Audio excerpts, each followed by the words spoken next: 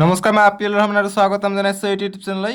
আজি আমি পঢ়িম ক্লাছ 7ৰ নিউ মেথমেটিক্স, তোমালোকৰ যিখন কিতাপ আছে নতুন গণিত, তাৰে আজি আমি চেপ্টাৰ 4ৰ যোৱা ভিডিঅ'ত 4.3লৈকে কৈছোঁ কৰি চাওঁ আহা। আজি আমি কৰি চাওঁ আহা 4.4ৰ পৰা আৰম্ভ কৰিম, ৱাৰ্ক ইট আউট 4.4। চ' আমাক 1 নম্বৰ কি কৈছে যে তলত দিয়া ৰাশিসমূহৰ পৰা সদৃশ পদবোৰ একেলগে লিখা। গতিকে সদৃশ পদবিলাক আমাক একেলগে লিখিব দিছে। চ' কেনেকৈ লিখিম? সদৃশ পদ মানে কি?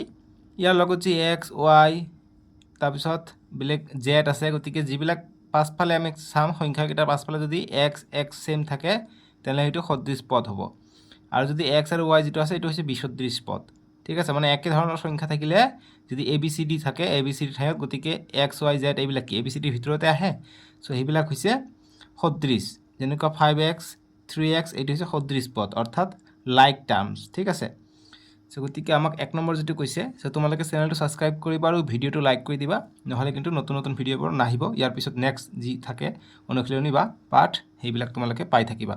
আৰু প্লে লিষ্টটো বনাই দিয়া আছে, প্লে লিষ্টত গৈ তোমালোকে ক্লাছ 7ৰ অংক একেৰাহে চাই থাকিব পাৰিবা। ক্লাছ 8তো পাবা, 9তো পাবা, 10লৈকে তোমালোকে ফ্ৰীতে চাব পাৰিবা। ঠিক আছে, সেইকাৰণে চেনেলটো ছাবস্ক্ৰাইব কৰি ৰাখিবা। চ' আমি 1ৰ চলিউশ্যনটো কৰি লওঁ। ইংৰাজী আৰু অসমীয়া ছেম, জাষ্ট আমাক লাইক আৰু এইফালে মই ইংৰাজীটো দেখাই দিওঁ, তেতিয়া তোমালোকৰ সুবিধা হ'ব। এবাৰ কিছুমানে ইংৰাজীটো বিচাৰে, সেইকাৰণে দেখাই দিওঁ। এবাৰ আমাক কৈছে right the like term from the following. গতিকে লাইক মানে সদৃশ পদবিলাক লিখিব দিছে। ঠিক আছে, লাইক টাৰ্ম। চ' ইংৰাজীত মই মুখেৰে কৈ যাম, টেনশ্যন নকৰিবা। আৰু আমি লিখোঁ এতিয়া এনচাৰটো। চ' 1 নম্বৰ চলিউশ্যন আমি কৰিম। ইয়াত যদি আমি দেখোঁ সদৃশ পদবোৰ, গতিকে লিখিম যে সদৃশ পদবোৰ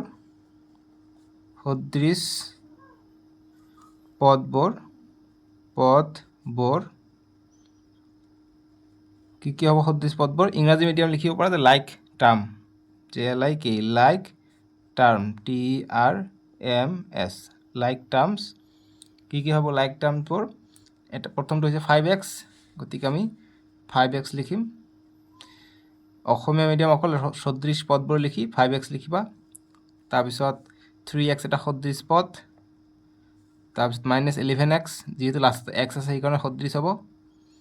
তাৰপিছত ইয়াত অকল x আছে, গতিকে এইটো এটা সদৃশ পদ হ'ব। আৰু 25 লাষ্টত x আছে, গতিকে 25x এটা সদৃশ পদ হ'ব। ঠিক আছে, তাৰপিছত আমি ৱাইৰ ক্ষেত্ৰত চাওঁ। আন এটা সদৃশ পদ হ'ব 19y, তাৰপিছত 7y আছে, গতিকে 7y লাষ্টত আছে, গতিকে সদৃশ হ'ব। তাৰপিছত 17 আছে, -17y আছে, এইটো সদৃশ পদ হ'ব।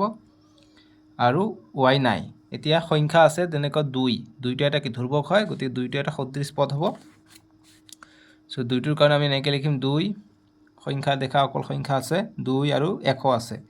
চ' এইটো এটা সদৃশ পদ হ'ব। তাৰপিছত আৰু বেলেগ নাই। ইয়াত চাবা জেড এটা আছে, গতিকে জেডটো এটা এক্সট্ৰা এটা সদৃশ পদ হ'ব। চ' এইটো 2, আৰু এইটো হৈছে জেড। এই জেডটো এটা সদৃশ পদ। ঠিক আছে, গতিকে 1 নম্বৰটো চলিউশ্যন ইমানখিনি লিখিবা, হৈ যাব। এতিয়া তাৰপিছত কি দিছে তোমালোকে চোৱা। 2 নম্বৰটো দিছে আমাক। 2 নম্বৰ কৈছে যে উপযুক্ত কাৰণ দৰ্শাই তলৰ তালিকাখন সম্পূৰ্ণ কৰা। গতিকে উপযুক্ত কাৰণ দৰ্শাই আমাক তলৰ তালিকাখন পূৰাব দিছে আমাক। চ' ইয়াত দেখা যে পদবোৰ দিছে 12m 7y, আৰু বিসদৃশ নে সদৃশ এইটো আমাক ক'ব দিছে, আৰু কাৰণটো আমাক দিছে যে যদি সদৃশ হ'ল কিয় সদৃশ হ'ল, যদি বিসদৃশ হয় কিয় বিসদৃশ হয়, আমাক কাৰণটো দিব কৈছে। বুজি পাইছা? চ' 2ৰ চলিউশ্যন আমি কৰি লওঁ। 2ৰ চলিউশ্যন পেজ নম্বৰ 142 আৰু 143 আছে। চ' পদ আমাক প্ৰথমটো দিছে এইটো যে 12m, 7y দিছে। চ' গতিকে সদৃশ নে বিসদৃশ হ'ব? ইয়াত আছে m, ইয়াত আছে y, চ' গতিকে এইটো নিশ্চয়কৈ একে নহয়, গতিকে বিসদৃশ হ'ব। গতিকে ইয়াত লিখিম আমি যে বিসদৃশ, বিসদৃশ। আৰু কাৰণত লিখিম, ওপৰত কাৰণ দিওঁ যে কাৰণত আমি লিখিম। চ' ইয়াত সদৃশ বিসদৃশ লিখিব পৰা। সদৃশ এনেকৈ বহীত টেবুল বনাই ল'বা, সদৃশ বিসদৃশ। ঠিক আছে, তোমালোকে এনেকৈ স্কেলৰ সহায়ত তোমালোকে বনাই ল'বা, হয় মানে সুবিধা হ'ব। পদবোৰ স্কেলৰ সহায়ত তোমালোকে এনেদৰে ধুনীয়াকৈ আঁকি ল'বা, তেতিয়া তোমালোকৰ সুবিধা হ'ব। ঠিক আছে অংকখিনি কৰাত যেতিয়া আমি চাওঁ ধৰি লোৱা ইমানখিনি আছে সো এইটো এটা আমি এতিয়া কাৰণটো লিখিম ইয়াত এইটো বি সদৃশৰ কিয়নো ইয়াত এম আছে ইয়াত ওয়াই আছে সো কাৰণ লিখিম কি যে বৰ্ণ বা আখৰবোৰ কি নহয় সেম নহয় বেলেগ হয় ঠিক আছে গতিকে লিখিম যে বৰ্ণ আখৰ বা বৰ্ণ সংখ্যাও লিখিব পাৰি যে বৰ্ণ আখৰ বৰ বেলেগ ঠিক আছে বেলেগ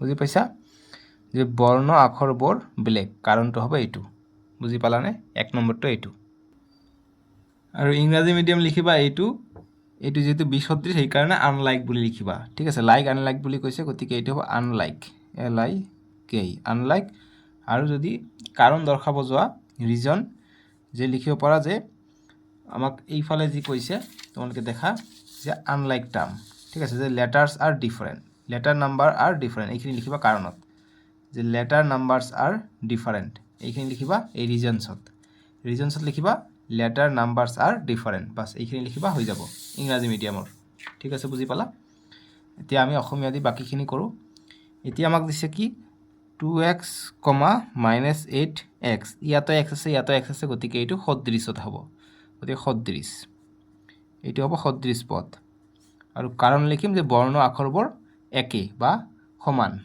বা বৰ্ণ সংখ্যাবোৰ সমান ঠিক আছে সো লিখিব পৰা এনেকে যে বৰ্ণ সংখ্যা বা আখৰ যি লিখা বৰ্ণ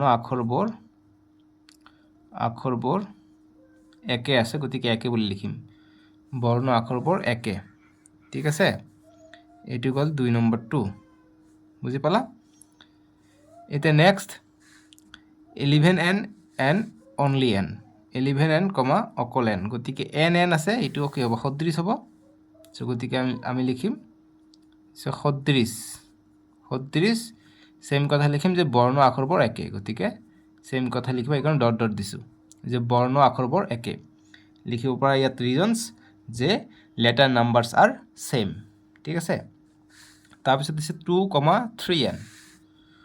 2,3n দিছে সো গতিকে ইয়াত এটা সংখ্যা দিছে আন এটাত n আছে গতিকে এইটো কি বিসদৃশ এইটো একে নহয় ইয়াতো n থাকিলে আমি সদৃশ বুলি কলো হয় যেহেতু এইটো বেলেগ গতিকে এইটো লিখিম বিসদৃশ ইয়াত লিখিম যে বৰ্ণ সংখ্যা বা বৰ্ণ আখৰবোৰ একে নহয় আখৰবোৰ ৰতিবা যে বৰ্ণ আখৰবোৰ একে নহয় বা বেলেগ একে নহয় দিব পাৰা বা বৰ্ণ আখৰবোৰ বেলেগ বুলিও দিব পাৰা ওপৰত যি প্ৰথমত লিখিছো তেনেকে ঠিক আছে তোমালোকৰ ইচ্ছা মতে সব নিয়মে মই দেখাই দি আছো এইটো কল 2 নম্বৰটোৰ সলিউশন বুজি পাইছা সো এইটো 2 নম্বৰ শেষ হল তোমালোকৰ 4.4 কৰি চাও শেষ পালে এতিয়া আমি 4.52 কৰিম এতিয়া পেজ নম্বৰ 146 আৰু 147ত আমাক কৰি চাও 4.5 দিছে আমাক 1 নম্বৰ কৈছে যে তলত দিয়া প্ৰশ্নটোত দুটা উক্তি দিয়া আছে আৰু ইয়াৰ লগত চাৰিটা বিকল্প A B C আৰু D দিয়া আছে মানে MCQ টাইপৰ প্ৰশ্ন শুদ্ধ উত্তৰটো বাছি উলোৱা গতিকে এইবিলাক প্ৰশ্ন কিন্তু আগতীয়া এক্সামত খুবেই আহিব MCQ আমাক উক্তি 1 দিছে যে এটা কলমৰ দাম A টকা আৰু এখন নোটবুকৰ দাম B টকা হলে পাঁচটা কলম আৰু তিনিখন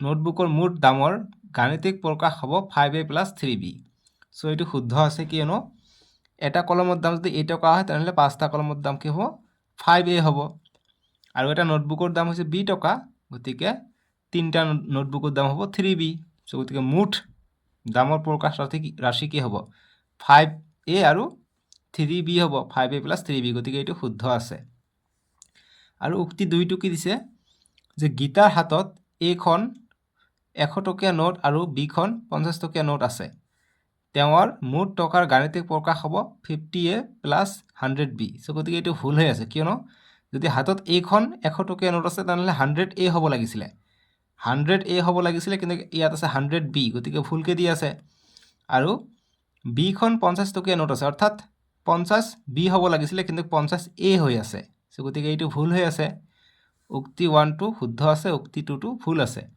এতিয়া আমি অপশ্যন চাওঁ যে কোনটোৰ লগত মিলিব। এই আছে উক্তি 1 আৰু উক্তি 2 দুয়োটা সত্য, গতিকে দুয়োটা সত্য নহয়, অকল এটাহে সত্য। অপশ্যন বি দিছে উক্তি 1 আৰু উক্তি 2 দুয়োটা অসত্য, গতিকে দুয়োটা অসত্য নহয়, কিয়নো 1 নম্বৰটোতো সত্য আছে। চি কৈছে যে উক্তি 1 সত্য কিন্তু উক্তি 2 অসত্য, গতিকে ঠিকে আছে, উক্তি 1টো সত্য হয় কিন্তু উক্তি 2টো অসত্য হয়।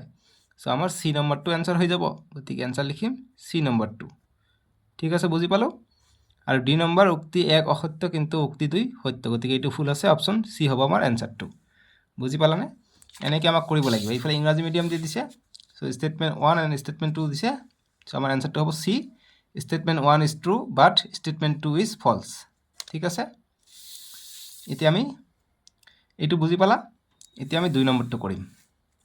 2 নম্বৰটো আমাক দিছে সৰল কৰা বুলি কৈছে, সৰল কৰিব দিছে, চিম্প্লিফাই কৰিব দিছে। ঠিক আছে, গতিকে একেবাৰে সহজ চিম্প্লিফাই কৰাটো। চ' এটা কৰি দিওঁ, তোমালোকে আনটো নিজে নিজে পাৰিবা। দুটাই কৰাই দিম বাৰু, কিন্তু তোমালোকে বুজিবা, একেবাৰে শিকি যাবা। খুবেই ইম্পৰ্টেণ্ট, পৰীক্ষাত কিন্তু আহিব এটা। চ' এই নম্বৰটো কৰোঁ, 2ৰ এ দিছে কিমান 15x plus 7y minus 2x minus 5y দিয়া আছে। চ' এতিয়া দেখা আমি এইটো সৰল কৰিম। চ' প্ৰথমত আমি ব্ৰেকেটটো উঠাই দিওঁ, কিয়নো ব্ৰেকেটটো এইফালে দিয়া আছে। চ' গতিকে 15x আছে, 15x আমি লিখিম, যোগ 7y আছে, 7y লিখিম, মাইনাছ 2x আছে, মাইনাছ 2x লিখিম, মাইনাছ 5y আছে, মাইনাছ 5y লিখিম। অকল ব্ৰেকেটটো উঠাই দিছোঁ। এতিয়া নেক্সট লাইন কি হ'ব দেখা। নেক্সট লাইন ইয়াতো x আছে 15x, ইয়াত আছে 2x, গতিকে এইটো আমি এইফালে লিখোঁ। গতিকে 15x একে পদবোৰ, সদৃশ পদবোৰ আমি একেলগে কৰি লিখিম। চ' মাইনাছ 2x আছে, গতিকে মাইনাছ 2x আমি ইয়াত লিখোঁ। তাৰপিছত আছে প্লাছ 7y, প্লাছ 7y আছে, আৰু এইটো বাকী থাকিলে মাইনাছ 5yটো, গতিকে মাইনাছ 5y লিখিলোঁ। y একলগ কৰি লিখিলোঁ, x একলগকৈ লিখিলোঁ। চ' ইয়াতো x এটা কমন আছে, ইয়াতো x কমন আছে, গতিকে আমি x কমন লৈ লওঁ। x কমন ল'লে কি হ'ব, ইয়াত থাকিব 15 থাকিব বাকী, ইয়াত মাইনাছ, ইয়াত x কমন লৈছোঁ 2 থাকিব বাকী। ঠিক আছে, ইয়াত প্লাছ আছে, প্লাছ দিওঁ। এতিয়া ইয়াতো y আছে, ইয়াতো y আছে, yটো কমন লৈ লওঁ। ইয়াত থাকিলে 7 আৰু ইয়াত থাকিলে মাইনাছ 5টো অকলে থাকিলে। এতিয়া দেখা x 15ৰ পৰা 2 গ'লে কিমান হ'ব, 15ৰ পৰা 2 গ'লে 13, ব্ৰেকেট মানে পূৰণ হৈ আছে, যোগ y আছে, y লিখিম। এতিয়া 7ৰ পৰা 5 গ'লে 2 থাকে, 2 লিখিলোঁ। এতিয়া দেখা x পূৰণ 13, গতিকে 13x হৈ যাব, প্লাছ y পূৰণ 2, 2y হৈ যাব। চ' সংখ্যাটো সদায় আগত আহে আৰু লেটাৰ যিটো থাকে সেইটো পিছত যায়, মনত ৰাখিবা। চ' 13x প্লাছ 2y হ'ব আমাৰ এনচাৰটো। বুজি পালা তোমালোক? এনেদৰে কৰিব লাগিব, ইংৰাজী মিডিয়াম, অসমীয়া মিডিয়াম চবকে। বুজি পালা 2ৰ এটো। এতিয়া বিটো কৰিম। 2ৰ বি দিছে আমাক এইটো 4p plus 2q minus 6 into 3p plus q bracket close. So' আমি প্ৰথমত ব্ৰেকেটটো উঠাই দিবলৈ চেষ্টা কৰিম। চ' 4p আছে, 4p লিখিলোঁ, প্লাছ 2q আছে, 2q দিলোঁ, বিয়োগ আছে, বিয়োগ দিম। এতিয়া 6 ব্ৰেকেটটো উঠাই দিলে 6 পূৰণ 8ৰ লগত হ'ব, 6 পূৰণ 3, গতিকে 6 ইনটু 3, p আছে, p লিখিম। ঠিক আছে, তাৰপিছত ইয়াত আছে প্লাছ, ইয়াত আছে মাইনাছ, গতিকে মাইনাছ প্লাছ কি হয়, মাইনাছ হয়, 6 ইনটু q, 6q হৈ যাব। এতিয়া দেখা 4p প্লাছ 2q বিয়োগ 3 পূৰণ 6, 18p, p আছে, p দিম, 18p হ'ব, বিয়োগ 6q। ইয়াত p আছে, ইয়াত p আছে, গতিকে এইটো আৰু এইটো একলগকৈ লিখোঁ। ইয়াত q আছে, ইয়াতো q আছে, এইটো আৰু এইটো একলগকৈ লিখিম, আগৰটো যেনেকৈ আমি x y একলগ কৰিছোঁ তেনেকুৱা ধৰণে। চ' 4p আছে, 4p দিম।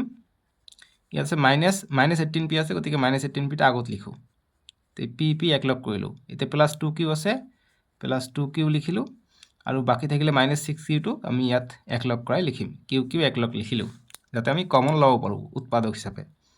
ইয়াতো p আছে, ইয়াতো p আছে, গতিকে আমি কমন ল'ব পাৰোঁ। অকল ইয়াত 4 বাকী থাকিলে, বিয়োগ 18 বাকী থাকিলে, যোগ ইয়াতো q আছে, ইয়াতো q আছে, qটো আমি বাহিৰত ল'লোঁ, ব্ৰেকেটৰ ভিতৰত থাকিলে 2, বিয়োগ 6টো থাকিলে। এতিয়া দেখা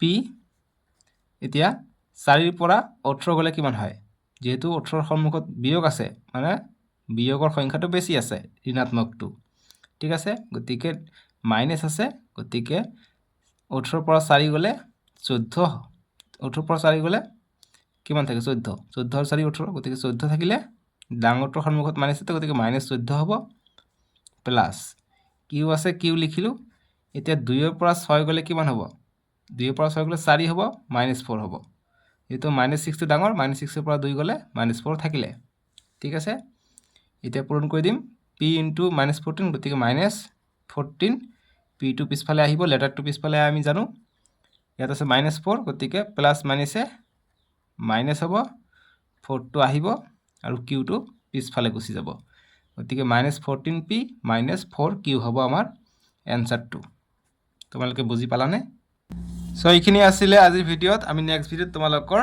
4.6ৰ পৰা কৰিম ডেছক্ৰিপশ্যনত দিয়া আছে নহ'লে স্ক্ৰীনৰ ৰাইট সাইডত উঠিব তাতে ক্লিক কৰি চাব পাৰিবা আৰু তোমালোকৰ সুবিধাৰ কাৰণে প্লেলিষ্টটো বনাই দিয়া আছে প্লেলিষ্টত গৈ চাব পাৰিবা ঠিক আছে সো আজিলৈকে আহোঁ বাই বাই টেক কেয়াৰ তোমালোকে চেনেলটো ছাবস্ক্ৰাইব কৰিবলৈ একেবাৰে নাপাহৰিবা কিন্তু দেই